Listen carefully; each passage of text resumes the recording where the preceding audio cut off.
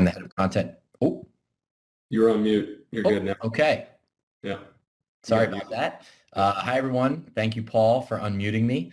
Welcome to today's webinar. My name is Charlie Schreier. I'm the head of content for Striver. And I'm really excited to join everyone today to talk about why CHROs should care about the metaverse. Surely it's something you've heard about, and that's probably why you're here to hear from our experts today. Before we get started, I just want to call out that the chat is open and we're going to be asking some questions of you. We'd love to really get some engagement from you, the audience. Hopefully you're here not just to listen, but also to participate a little bit. We'd love to, interact with some of the things, questions, thoughts, concerns that you may have around the metaverse, around immersive learning, around some of the different things that we're going to talk about today. And so the more interactive that chat, I think the better this webinar will go. So our panelists today are really, actively looking at that, and they're going to be ready to interact with anything you've got. So with that, let me pass it over to our panelists to introduce themselves, give a little background, and I'll start with Krista Taylor. Hello, thanks, Charlie. Hi, everyone. Thank you for joining us today. Like Charlie said, I am Krista Taylor, and we are honored to be with you today. I have the great privilege of being Accenture's global lead for immersive learning. So that's part of our Metaverse Continuum business group, which was launched a few months back. A creative storyteller at heart, my background prior to Metaverse was actually in HR. So I worked in learning and development, change, marketing, graphic designer by trade, and recently finished studying augmented and virtual reality with MIT. So what ignites me is helping humans learn, engage, connect, be happy, achieve their highest potential. So I'm a firm believer that knowledge is power, and with immersive learning, people can gain that knowledge faster and more efficiently and have fun doing it. My team and I advise some of the world's most notable companies on what the metaverse means for the enterprise specifically, and how this evolution of the internet can add sustainable value in terms of knowledge retention, safety, reduction in our carbon footprint. We are rethinking the employee development and experience, creating novelty and excitement, and offering interactive and immersive learning opportunities, and working with leaders like Striver to do it. Great. Hi, everyone. Thanks, Krista. My name is Derek Belch. I am the founder and CEO of Striver. For those who are not familiar with us, Striver was founded in 2015, January of 2015 to be specific. We originally started in sports. I was coaching football at Stanford University for 2 years, and I was a graduate assistant for the team, meaning that I had to do a thesis. And my thesis was to come up with a way to train football players using virtual reality. We got off to such a fast start working with NFL and college football teams using VR to train quarterbacks that in the summer of 2016, only 18 months into our startup journey, we got a pretty lucky and random phone call from someone at Walmart, and they said, "Hey, I've seen all of your sports stuff, and I'd love for you to come down here and talk to me about what we could do for employee training." So that set Striver on a much different path. Here we are 5 years later, 6 years later. We still do sports to this day, but our focus is on using virtual reality for the enterprise and for employee training specifically. I love talking with props. I'm sure I'll use this again, but our whole thesis is taking this headset and putting it on your face to immerse you in another world, which we'll talk a little bit about here in a few minutes. So that's me, that's Striver, and thank you for coming today. We're excited to talk. Yeah, absolutely. So before we jump into some of the meat of the webinar, I want to pose a question to the audience, and we haven't seen anybody jump into the chat yet, but hopefully we'll see some responses as we continue to move through here. But based on all the news, all of the headlines, the different maybe conversations you've had within your own organizations and with others, how are you defining the metaverse? How are you thinking about and figuring out why you should care about the metaverse as an HR professional? Would love to hear some thoughts from the audience as we start to move through some of the content here. But let's just kick it off with that. What makes the metaverse important for you, for your organization, for the HR function as a whole?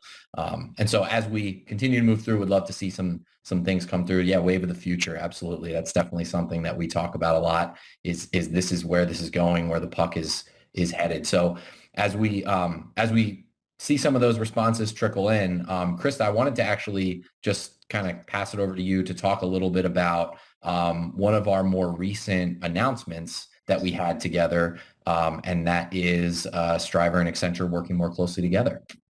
Yes, we were thrilled to announce a strategic investment in Striver back in April of this year to help advance immersive learning. So we are investing in companies that create and apply disruptive enterprise technologies, and Striver has demonstrated the value of virtual reality from hiring to onboarding to training and development. We anticipate that global demand for Striver's VR-based learning solution will increase as employees look for more ways to effectively upskill, engage, and retain their increasingly remote workforces. I know I work from home, barely put on shoes these days. Immersive learning is a terrific way for employers to begin leveraging the power of the Metaverse continuum, which is the spectrum of digitally enhanced worlds, realities, business models that will transform nearly every aspect of our life and business in the next decade and beyond. So very excited about this partnership. Yeah, awesome. And Derek, if you have anything to add there, feel free. No, I think Krista nailed it. Anytime a startup raises money from anyone, it's a moment to celebrate. But especially Accenture, obviously one of the leading brands in the world, and we're particularly excited about how Accenture and Striver can work more closely together to really lean into our respective areas of expertise, which I'm sure we'll get to it in a little bit. So. Awesome. Yeah. And as I'm looking through some of these responses in the chat, there's some great answers here around, there's some questions, first of all, of what is Metaverse and separating the marketing buzz from, the true medium of what is really happening and how it's really going to be used around immersive learning. Enterprise metaverse versus public metaverse. What's the differences there? Is there a difference? So as we move through some of the content of the webinar, these are definitely some things that we can talk about, and bringing in, the new workforce, the Gen Y, Gen Z, and engaging them in really important ways. So to get started, Krista, I want to start with you because Accenture put out some research not too long ago around immersive and immersive technologies and their importance in the enterprise space. So let's set the stage a little bit with some of the things that, other enterprise leaders are talking about and some of the findings from the report. And then we can really dig into where this is going, what the metaverse really looks like, and some of the other things. So yeah, if you'd like to talk a little bit about the report, I can move through a couple of the slides for you. Yeah, let's do it. And immersive learning, to first define it, it's an advanced form of active learning. So using technology to create fully simulated environments where learners interact with the experience as close to the real world as you can get. So back in September 2021, we released our Accenture Immersive Learning Survey, which was huge and shows that the pandemic obviously has absolutely accelerated the gaps in current training and employee development approaches. This has enticed us as HR leaders specifically to create a better future, one that moves beyond pre-pandemic life to engage people in much more innovative ways with advancements in digital technology. Getting to better learning means investing in our people, which is the lifeblood and key success factor of any organization. Immersive learning unlocks that human potential and activating and elevating our natural senses to create memorable experiences. And it needs to move beyond, from being active to immersive. So current training, and if you want to go to the next one, Charlie, it's falling short. Current training is definitely falling short. I think of even 8 years ago, having training on PowerPoints, like 100-page PowerPoints, printing them out, putting them in a 3-ring binder, and then making people sit into a classroom for 2 weeks at a time just to forget everything. So organizations spend about $1,300 per employee annually on training, yet research proves learners forget about 70% of training content within 24 hours and nearly 90% in a month. 90% of executives agreed in our survey that existing employee training methods need to be more effective, but conventional approaches to training like instructor-led classes or online video series can be less than optimal, especially when we're already sitting, sometimes in our home, sitting in the same spot. It can be a little draining. So by using extended reality or XR, which is that umbrella term that covers augmented, mixed, and virtual reality, enterprises can create novelty and excitement and go beyond one-way training. And thanks. The executives responding to our survey say they're already engaging with XR training. We are working with all kinds of companies, cross-industry, cross-geography. Most believe that integrating XR devices with their broader cloud strategy will make the solution more powerful. So while some are already defining device management policies to enable XR, we at Accenture are working with partners like Striver and Tailspin to infuse XR into both new and existing learning management systems and figuring out that middleware. So it's one thing to bring one or two standalone XR learning modules into the mix, but bringing so-called a Netflix of XR, so to speak, is when you really start to elevate your learning strategy and create that culture of culture and XR factory. And most agreed as well that managing the security and data privacy aspects of XR is, of course, a huge aspect. XR will require much more complex and diverse data, and as such, there's an urgency and necessity to get this right and design responsible measures to prevent and mitigate potential threats. So we're acting now to proactively address those risks and have a whole team dedicated to building a responsible metaverse. Awesome. Yeah. Thanks for some of that context. I think it's great to hear some of the research and actually hear what is really happening in those enterprises. But Derek, you're speaking with some of our customers who are some of the largest enterprises in the world and wondering, how does this jive, with some of the things you're hearing about where they're going and what they care about? Yeah. So first of all, I would highly encourage anyone who hasn't read the report that Krista is referencing to read it. It's outstanding. What was it, Krista? 6 months in the making, right? So it's a very thorough data set. For me, just to kind of put an exclamation point on everything that Krista said, this is very simple. VR, immersive learning specifically is this right here, right? This is the metaphor that I love to use time and time again. A pilot in a flight simulator, where virtual reality can be the flight simulator for blank, insert job here, from janitor all the way up to CEO and everyone in between, right? Via, as Krista referenced, virtual reality specifically, and then eventually augmented reality and other forms of technology, other forms of XR that will come out, allows for a learning by doing experience. It allows for making mistakes in a safe environment. And perhaps most importantly, and Striver has sports in our DNA and our background, so we're very proud of what I'm about to say, and we really push our customers to think this way. It allows for repetition-based learning. I'm sure we'll get to this later when we talk about ROI and some other things, but a lot of our customers, as Krista referenced, are taking multi-hour, multi-day, multi-week trainings that used to be videos and PowerPoints and sheets of paper and binders, and they're compressing it down to 15 minutes in this headset, right? And so, the end result is you either get the same learning result in a fraction of the time, or you can get more reps in the same amount of time to lead to better engagement, better retention, and ultimately better outcomes in the real world. No different than pilots going through flight simulators. And I think we would all agree, we're very thankful that pilots use flight simulators to train before we get on the plane, right? So if there's one thing that you take away from today, whether it's VR, AR, XR, Metaverse, which we're about to shift to, let it be this, right? Like, how do I put my workforce in a flight simulator-like experience? Whether that is for a onboarding experience, a training experience, a continuing education experience, right? This is really limitless. So that's kind of how I wanted to sum up everything that Krista just said as we're seeing in the real world, versus the research. So.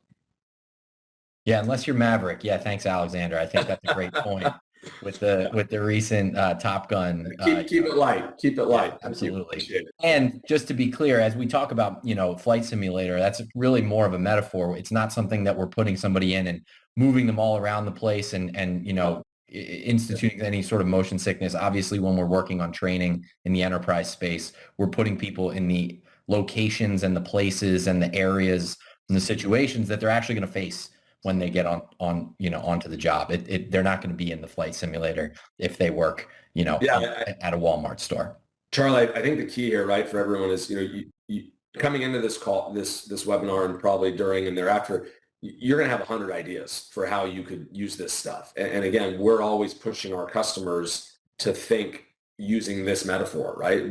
Let's not do something gratuitous that is a waste of time and money, right? Like, think about putting your workforce in a flight simulator like experience, so you can get the best real world outcome. Yep, absolutely. And so as you mentioned, Derek, we're going to shift a little bit more to the metaverse, right? The main topic of what we were going to talk about today. I'm going to stay with you, Derek, and shift to the next slide and ask you, in your words and thoughts, how do you define the metaverse? Sure. Yeah. And Chris is gonna make what I say better after this. Again, I'm going to start, very simple and pithy. I love when I think about the metaverse, what is it? Where's it going, et cetera. On the one hand, no one knows, right? I mean, we got a bunch of different thoughts when Charlie asked in the chat, which we love, and we'll see how this all plays out. On the other hand, I like to describe the metaverse as in a very similar way to the way that Starbucks has been marketing itself for a long time, which is this idea of the third place. You have home, you have work, and you have Starbucks. And you do some stuff that you do at home at Starbucks. You do some stuff that you do at work at Starbucks. Maybe you do nothing of the sort and you're just there, right? I think that's a very powerful metaphor and framing for where this is all going. This image is actually a metaverse environment that Accenture has created for many of their clients. So it ties back nicely to Krista and what she's going to talk about. But that's how I think about it, right? Like in the end of the day, the metaverse will be this third place that is probably more heavily digital world than physical world for sure. But we're going to have the digital world, we're going to have the physical world, and then we're going to have the metaverse, which is kind of the going in and out of these different environments. And so if you want to shift to the next slide, today the metaverse is probably really just social media. I mean, I think a lot of us, kind of live in social media today, and so it's a really good example. But coming soon, you will see more VR type experiences. We're already seeing it in gaming and employee development. You're going to see more VR metaversey stuff. You're going to see more AR metaversey stuff. Eventually, you're going to see a combination of these things, which is called mixed reality, holograms, and other types of things in that vein.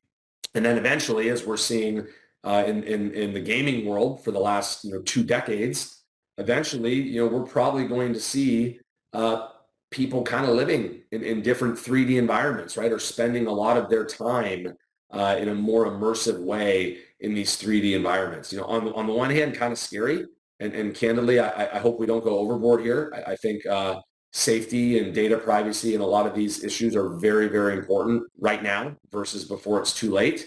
On the other hand, really cool, really exciting. And as it relates to, and shifting to Krista, as it relates to the HR community specifically and large enterprises and employers, you need to be ready to go here, right? I mean, you need to create this third place like ASAP because this is the expectation of the modern worker and the younger worker and the next generation of workers. And you don't want to look up in 5 years and be behind. So, those are some of my thoughts. Again, I like quick basic things to leave people with: metaphors, flight simulator, third place, right? But, Krista, I think you've got some powerful things to share as well. Yeah. We're defining the metaverse at Accenture as an evolution of the internet that enables a user to move beyond browsing, scrolling, to participating, inhabiting, like you see on the movies Wreck-It Ralph or Free Guy with Ryan Reynolds. I was like, yes, this is it. And a persistent shared experience that spans the spectrum of our real world to the fully virtual and in between. It is the internet of connection across people, places, things, both real and virtual, powered by cryptocurrency that is exchanged between digital identities.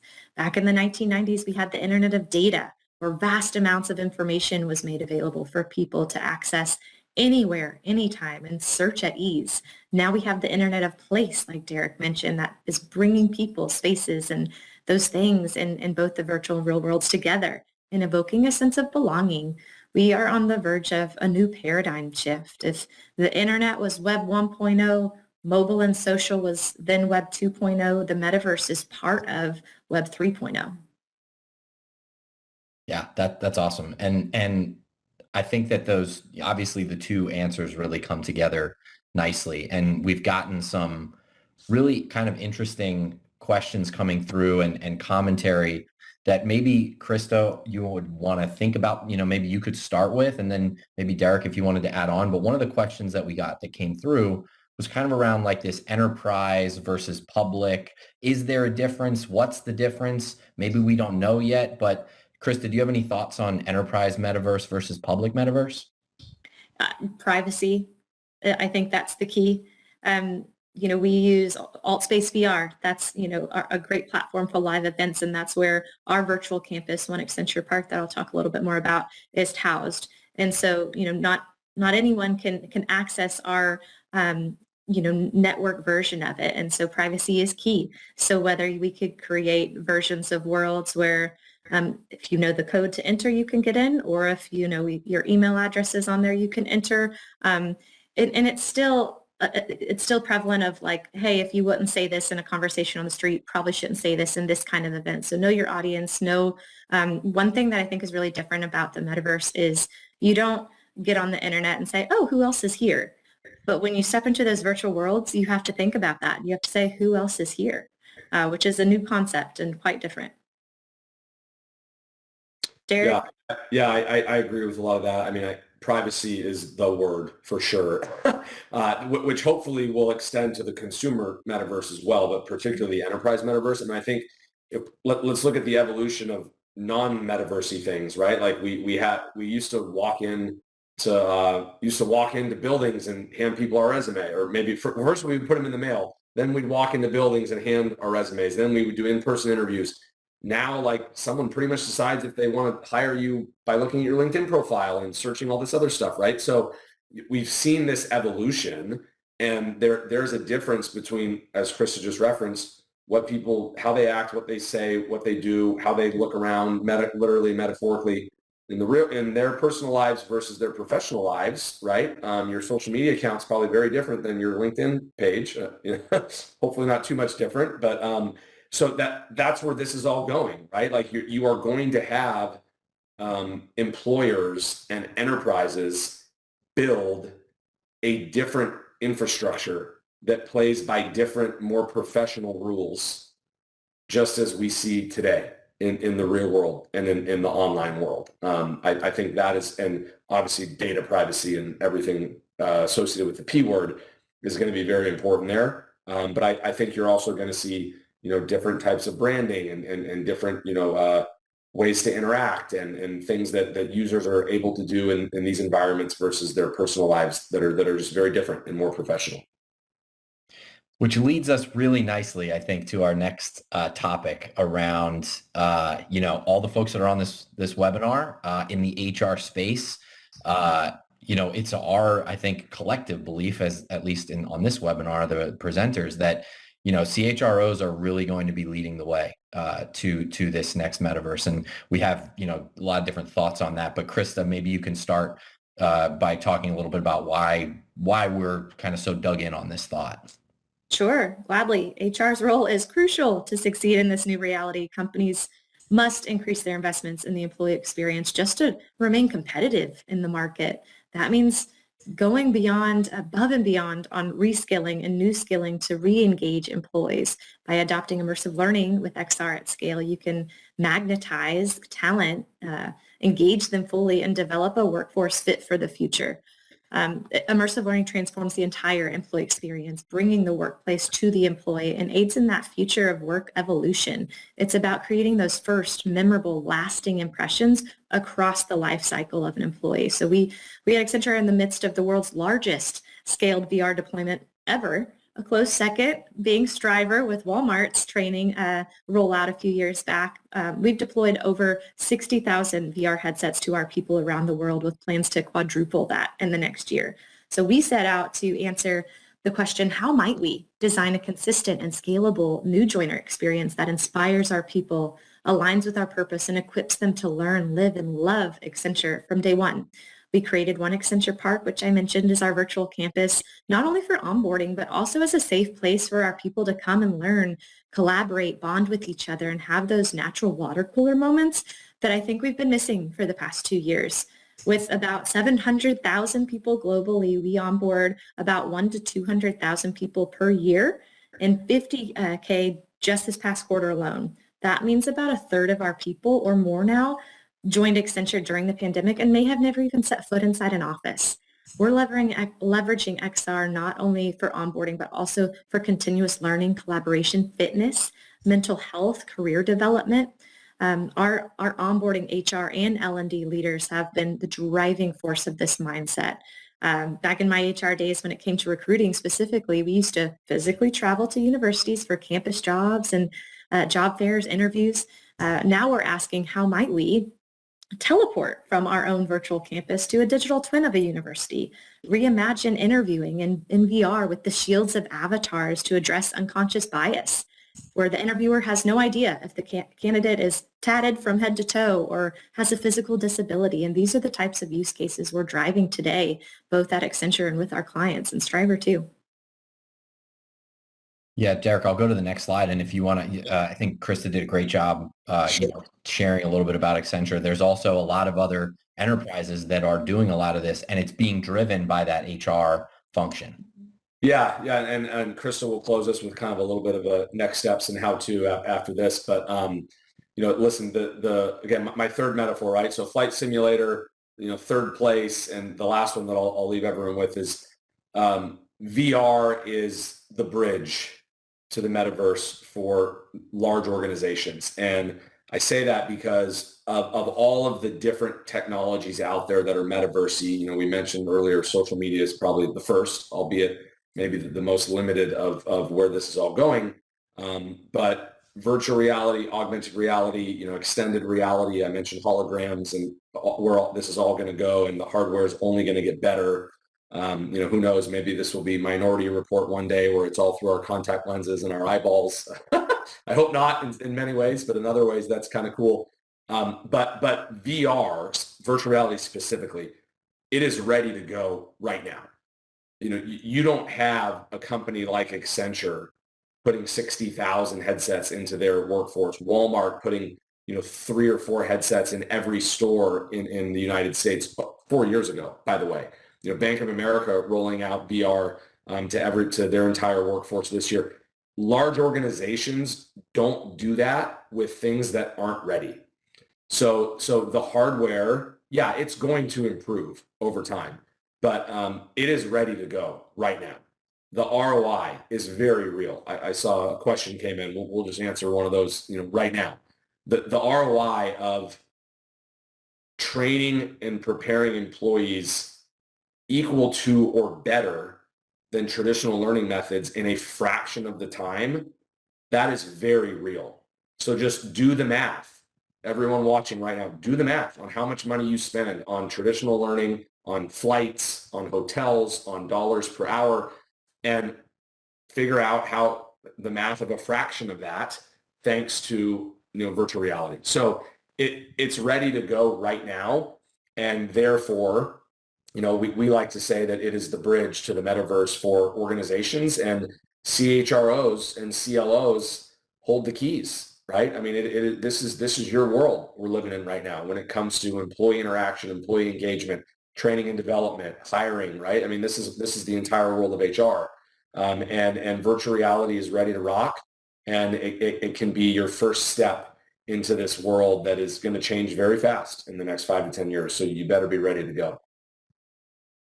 Yeah, and as you both were talking, we've been getting some pretty good comments and questions and different things coming in. One of them was sort of around examples, which Derek and Krista, I think you just did a nice job of sharing some pretty good examples. But maybe as we move through the rest of the webinar, maybe we can think about some use case recommendations or ideas. And we're going to kind of get to that at the end, but maybe working that into some of what we're thinking about, because we're getting some things around how to use this for soft skills. How would you think about this for onboarding? Which Krista, I think, Accenture's thinking about that quite a bit, but we're doing that with some of our customers as well. So maybe that's something we can get to at some point later in the webinar. At this point, what I'd like to, where do you start is a great question. And that's exactly where we're headed now. What do you do now? Okay, you've heard a little bit about at least our perspectives on the metaverse, some of the research that's gone into these immersive technologies and where this is headed and the kinds of investments that are being made at a broad scale. Krista, I'll start with you, in thinking about how Accenture recommends, and this is part of that report as well. What do you do to get started? Great question. And there is a patent for contact lenses, which totally freaked me out when I first saw it. A little less intrusive than, a chip in the head, but maybe that's where we're going to with Neuralink. So how do we get there? It's about making the right decisions around infrastructure, hardware, ecosystems, and people. That's how companies can really start to see the value and sustainable value at that from immersive learning. Infrastructure, like I said, cloud, using the cloud can provide that centralized scalable platform. It allows you to generate insights from collected data and devices to manage real-time predefined content. Hardware, broaden the scope and evolve your IT strategy, just like HR evolved 10 years ago from a generalist role to a business partner, from transactional to transformational. Do the same thing with IT. Keep evolving them to where they can support, got my prop, the headset. Supporting people with VR headset is now second nature and fully embedded into our own Accenture CIO. If you really want to improve adoption, give employees the freedom to access publicly available apps and even an enterprise app store to install applications and security patches. I know for North America employees at Accenture, we simplified it enough to where you can fill out a quick survey and your free headset arrives in the mail in a matter of weeks, sometimes days. For me, my essential hardware is my laptop, my phone, and my headset every day. Although most hardware is pretty affordable now, renting XR hardware and leveraging maybe an XR center of excellence can help reduce that CapEx risk as well. Ecosystem, hence why we're together. At Accenture, we have over 300 metaverse-related ecosystem partners, including Striver. It's so important to build that vision for the future of learning in collaboration with experts and other learning players. When choosing a digital transformation expert, ideally you should go with a partner that has key capabilities to help you speed your organization's journey. Things like strategy, analytics, software, compliance, security, hardware, content. When you focus on organizational development, that common vision resonates across the organization. And last but not least, definitely most important, people. People are important, the most important. Develop those safeguards to treat data sensitively and protect employee data. Build transparency and trust with employees by designing solutions and using ethical practices. Infuse it into your culture. So infuse company culture and social opportunities into the experience to engage employees. Can't say it enough, have fun with it. That, I think, has been our biggest differentiator. Like, people are so excited in Accenture to receive their headset, and they want reasons to keep putting it on. That's what's going to attract and sustain top talent.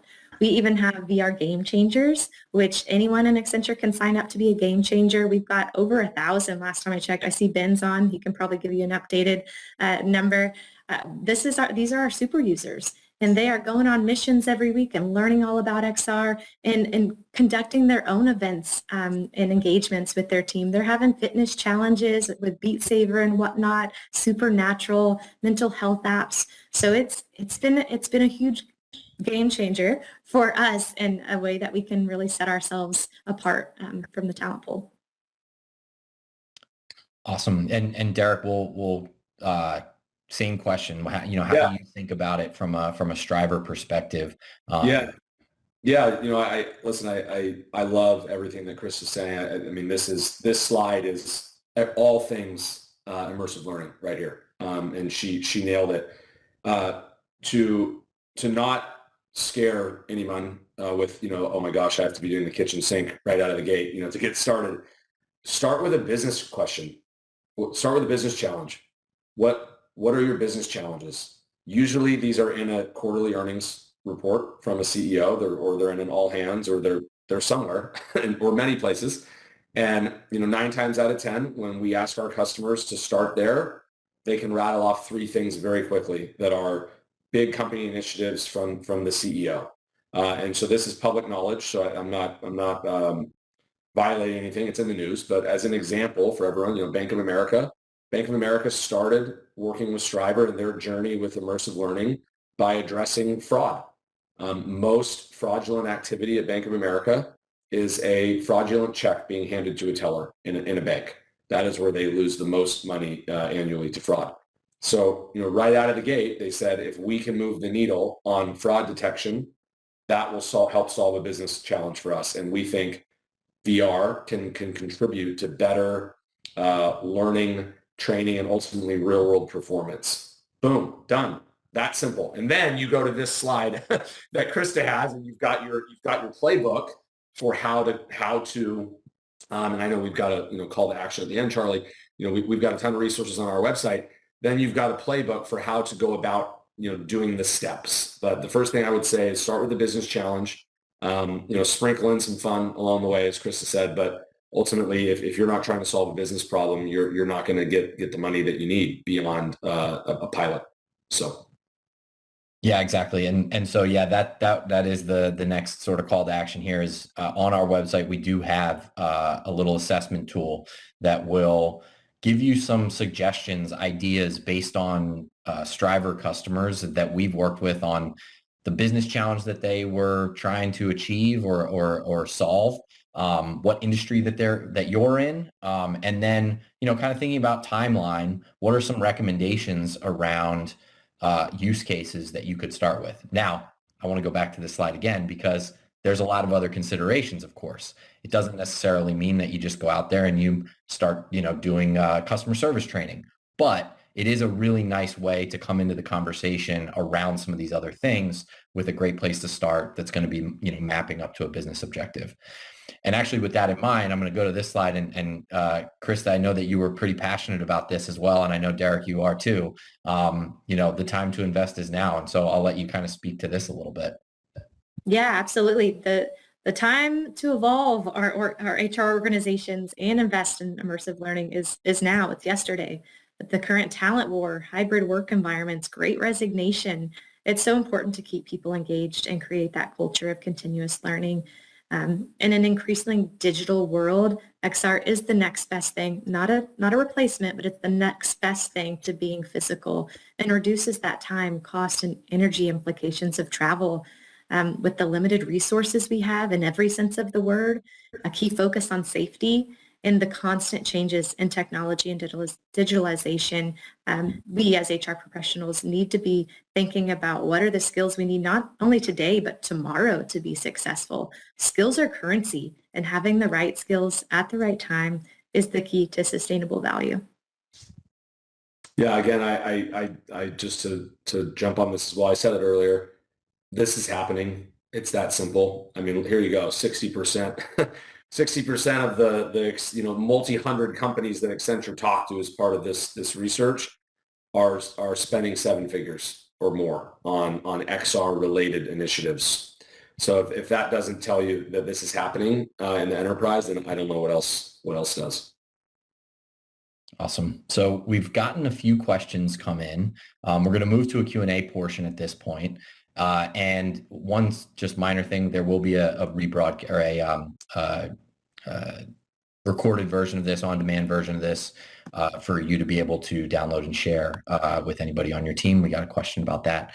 So that will be possible to access through HRE as well as through the Striver website. But one of the questions we got, and maybe this is a good time for us to kind of circle to some of those potential use cases around, and Derek, maybe we'll start with you around maybe starting with onboarding and what does that look like, and maybe give an example of what onboarding in the metaverse or using VR might look like. Sure. So I'm going to defer to Krista to talk about the broad swath of metaverse onboarding applications, because Accenture is doing a lot of really cool, awesome work here. I will start this question by talking about virtual reality specifically and what some of our customers are doing. First of all, there's amazing engagement on this webinar. I've given up on following the chat because there's just too much. I'm only reading the Q&A, but I'm seeing the chat pop up and there's questions in both. So I saw someone mention that this is only one part of the puzzle. These are not. This is complementary. These are not. You can't replace everything with XR. I completely agree, 100%. And so what we're seeing with our customers, since we focus on VR more specifically, and then Krista can talk about kind of the bigger picture, we are seeing, again, our customers start with a business challenge. In some cases, it's something very financially driven or very operationally driven or very health and safety driven.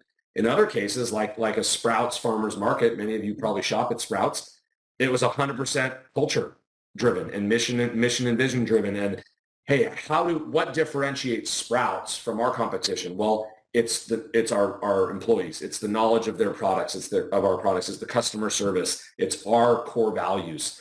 So actually the first thing that Sprouts did to start using Striver, using virtual reality, was they integrated a VR in-headset VR module for Sprouts core values training into their onboarding. One of the first things an employee did in their first 48 hours at Sprouts was go through a core values virtual reality module. So now that's in addition to all the other things they did, some traditional learning things, some new stuff, store tours, all the stuff that they do. So it fit in to the onboarding experience. We've had several other customers in the logistics and warehousing space that have said, to give some of these ROI answers. Hey, our onboarding program takes 12 weeks for someone to become proficient. What can we do with VR from a learning and retention engagement and hopefully a real world performance outcome to potentially speed that up? One of our customers cut their onboarding time in half. They found that by introducing VR into the program, not the only thing, but one of the things, their employees in their warehouses were proficient in half the time. Listen, I've got 50 examples. We only have another 15 minutes, but that is how we are seeing our customers bring virtual reality into the organization through onboarding as a way to improve that first impression from a brand perspective, as well as to actually lead to better real world outcomes. Krista, I'll turn it over to you because you're taking all this and you're going even bigger. So please jump in. Hey, I still love your RIDE acronym and use it all the time with clients. If it's rare, impossible, dangerous, or expensive to recreate physically, great use case for immersive learning. Yeah. What else is Accenture doing with Metaverse onboarding stuff? So many things. Before we started doing this virtual onboarding, I mentioned we onboard over 100,000 employees per year. So before the pandemic, that equated to about 2,000 onboarding sessions around the globe. All of them were inconsistent, depending on where you were. So some may have been, a few weeks, some were a few days, or some were one day, great. And what we're finding is that with everyone being remote, if people are switching companies, they're closing one laptop, turning it in, and then they're starting a new company and opening a new laptop, and that's it. And there's no real transition or, what's the difference? What is going to keep you into that company and not make it, a day job, but actually, a career and something you love to do and are passionate about. And I think that's the big difference. And we are using One Accenture Park.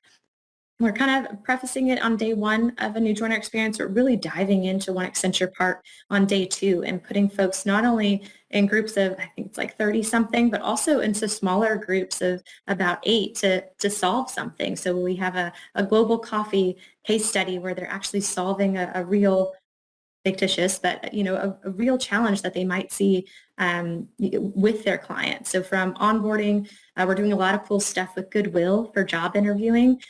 Goodwill hires a lot of folks who are coming out of incarceration. So how do we help them realign to life after prison. And so we've done stuff with half houses and gone to prisons and done VR training to help them with the skills interviewing. We've done a lot of stuff with veterans too, and their military families, helping them, in the workforce, life after the military. I love the stuff that we're doing with a lot of states, starting in Indiana with child welfare workers. Need a lot of empathy and heart to have a job like that. So they were seeing about a 50% turnover in their new child welfare workers, because when you get to a home where a child may or may not be taken care of, it's an intense situation. And so we have a VR experience where you are in a home and you are interviewing the parents or the guardians and making real-time decisions and getting comfortable. And folks we're sweating, we're in tears, kind of like the Verizon example. I love that one of the active shooter drill. And tell me if I'm right, Derek, someone, reached out after your Verizon active shooter experience, and they said that actually happened to them. And because of that VR experience, they felt ready to handle that situation because of the training, and they remembered what they experienced in VR. Yeah, it was store robbery training where you literally get a gun stuck in your face, and we actually had some employees call us and say, I was in that situation in real life after going through the training, unfortunately, and I knew what to do. I was more emotionally and operationally prepared. So yes, that and Walmart as well. Doug McMillan came out publicly a few summers ago, and said that he felt that VR helped save lives. Obviously, very hard to quantify, but that is real. Yep. We're working with a utility company too in California. So power line workers, they were seeing, fatalities, and some of the faulty power lines were causing those wildfires in California. And so if we can better equip those power line workers to spot faulty power lines and be able to tag them correctly, hard to quantify, but it's some good stuff there. Yeah. Yeah, absolutely. There was a lot of things that you said there, Krista, that I loved in terms of just calling out a couple of the I think things that VR can enable you to do that no other medium can really enable. And so one of the things you mentioned was making real-time decisions, right? That where you're in the moment and you're able to make decisions in that moment in the same way that you would in the real world, but it doesn't have the same impact, right? So if you fall off the power, or get electrocuted, all these things, they don't have the same impact. There's not the consequences, so to speak, positive or negative. So you're learning and you're getting those repetitions in high stress environments, right? And so even just sometimes for some workers, if they're new employees, just working on the store floor at a retail store can be stressful because you don't really know exactly what you're doing, and people are asking you questions, or you have customer interactions, and that can be stressful, even just as stressful as certain other things. So giving confidence to people is like almost half the battle, is being confident to go out there and do your job and do it well. I mean, everybody wants to do well at their job. I think that's everybody would agree with that. So some great commentary in there just on some of the amazing things that immersive technologies can enable. So we're at about 9 minutes left.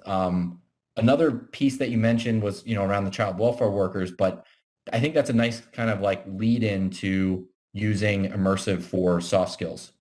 And so I don't know, maybe Krista, if you would like to start this time, and just think, you kind of gave some really interesting examples, but any other thoughts around enterprises and how they can potentially think about soft skills in VR, maybe what some of those soft skills are that you're seeing being built, and then Derek, you can just jump in right after Krista. Mm-hmm. I wish this existed or was more prevalent when I was in HR, because as an HR professional, I love the conversational aspects and the conversational training, the soft skills that you can build from coaching, mentoring. HR, you have a lot of awkward conversations sometimes. And if you're able to practice those and be ready for those, you're better equipped to handle whatever is being thrown at you, because HR, it's just something new every day. I think it's easy to get caught up in the technology. And what we really need to focus on, though, is the value, the skills, and the human aspects of it all. So I think that's how HR can and will lead the way into the metaverse. And having the humility, this will be very clunky before it gets better. Have the mindset that we will learn with our people is really important. Yeah, so something that I think can be very beneficial to extend on what Krista said, address this question as well as a lot of the other questions that came in that I've been reading here. Here's kind of a formula for what we have seen with our customers. Someone just chatted about, VR for operational efficiency and training and stuff. So typically, most customers start by using VR or early stage AR for augmented reality for more of a hard skills, operational, frontline worker type use case. VR and AR make a lot of sense for those jobs that these people have to do, whether it's putting boxes on a shelf, whether it's building a car, whether it's being a first responder, whether it's law enforcement, right? So more of a frontline type worker, more of a hard skills operational use case is typically where we see folks start to generate buzz in the organization, get meaningful ROI, et cetera, right? And then they can start to grow from there. Well, then we start to see organizations shift more or add to their footprint with soft skills.